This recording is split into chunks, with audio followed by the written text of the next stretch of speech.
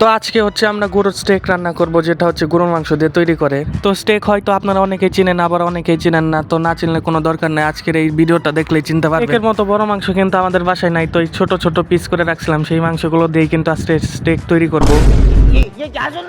হ্যাঁ, ঠিকই শুনতেছেন, এটা হচ্ছে গরিবের স্টেক, এর জন্য এই স্টেকের এই অবস্থা।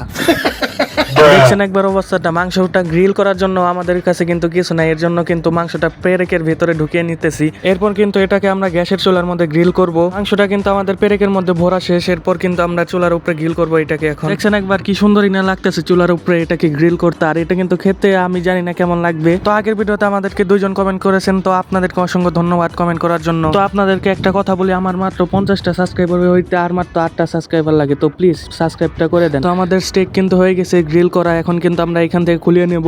দেখতে কিন্তু মোটামুটি ভালো হয়েছে, খেতে কেমন লাগবে আমি কিন্তু জানি না সেটা। এখন কিন্তু খেয়ে দেখার পালা, আসলে গরিবের স্টেকটা কেমন হয়েছে। মিথ্যা কথাও বলবো না, এটা কিন্তু খেতে অনেকটাই মজা হয়েছে। আসলে মশলা ছাড়া এতটা মজা লাগতেছে, না জানি অরিজিনাল স্টেক আসলে কেমন লাগে। তো আমার ছোট ভাইকে দিছি, ও খেয়ে বলতেছে অনেক মজা হয়েছে। আজকের ভিডিওটা এই পর্যন্তই, সবাই ভালো থাকবেন, আল্লাহ হাফেজ।